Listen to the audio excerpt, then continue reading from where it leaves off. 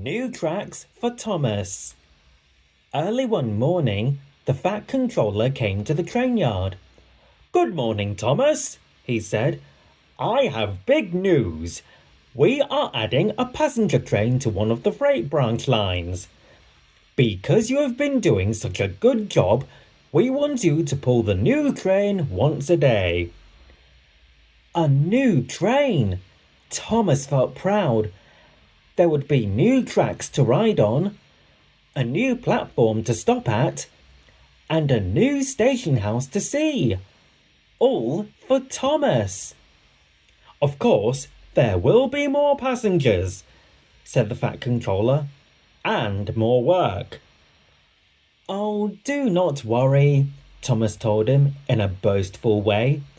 "I can do it. It will be easy." The other engines weren't too sure.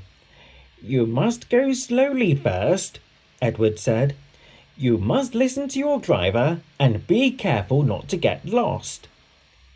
Thomas was too excited to pay attention to old Edward. He might have trouble with new tracks, Thomas thought, but not me. I am a really useful engine. That's why I am getting another station.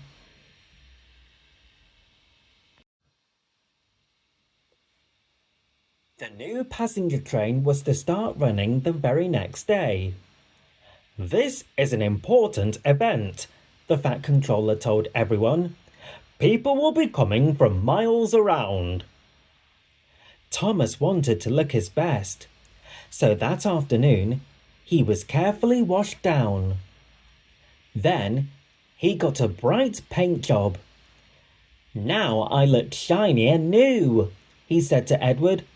"I look just the way a really useful engine should." The next day, when Thomas's paint was quite dry, his coaches Annie and Clarabelle got into place. The driver climbed into his cab, and they were off. Clickety-clack. Thomas was heading for the new station. "Make sure you read the signs along the tracks," the Fat Controller called to him. "Remember, Thomas, it is a new way for you to go." Edward shouted after Thomas too. "Be careful," he said. "You don't want to lose your way." But Thomas wasn't listening. "Peep, peep," he said as he chugged along. "I know what to do. I know what to do."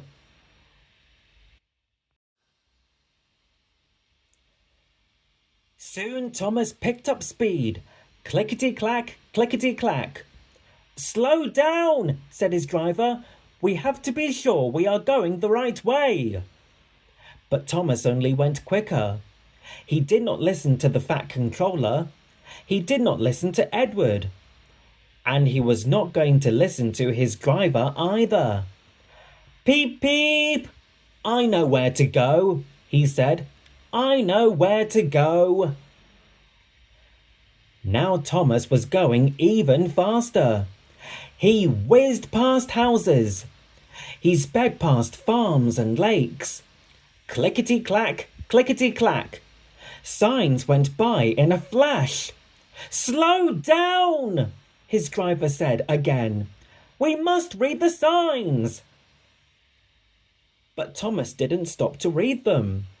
He wanted to get to the station as fast as he could.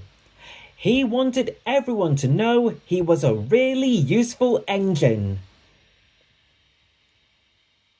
Soon, Thomas grew tired. He slowed down just a bit and looked all around the countryside.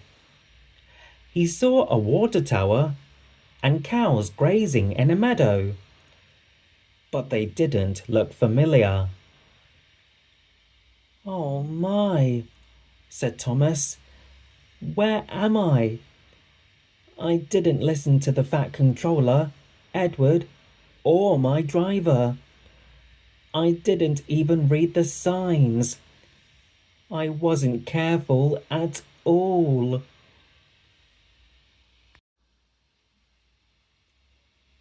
Clackety-clack, clackety-clack.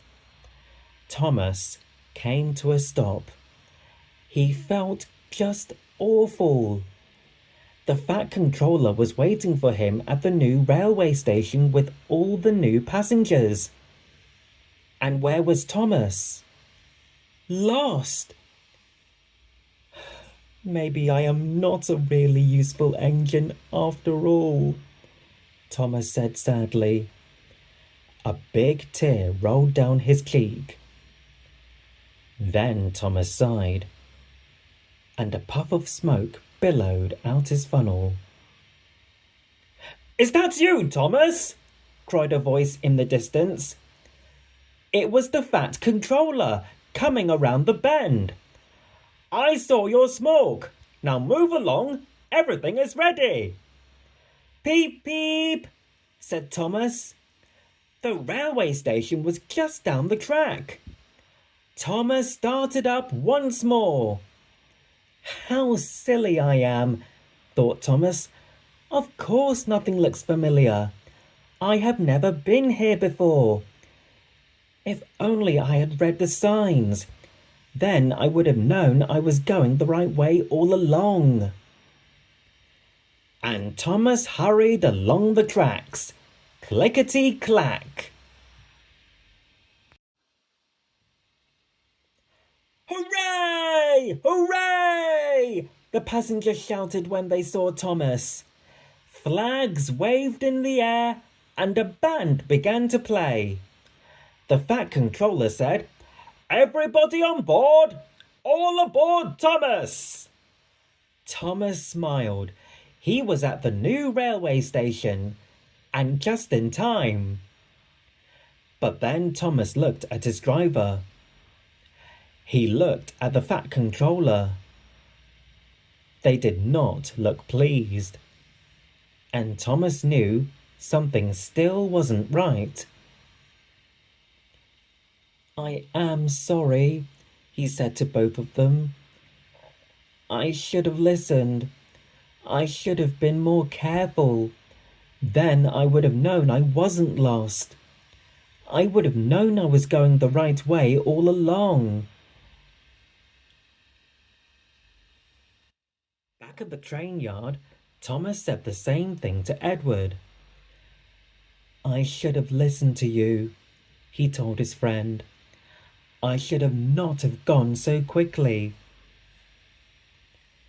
Now Thomas was happy. He knew next time he'd do it right. Next time he'd be a really useful engine. And sure enough, Thomas was. Clickety-clack, clickety-clack. The following day, Thomas puffed carefully along the new tracks and headed straight to his new station.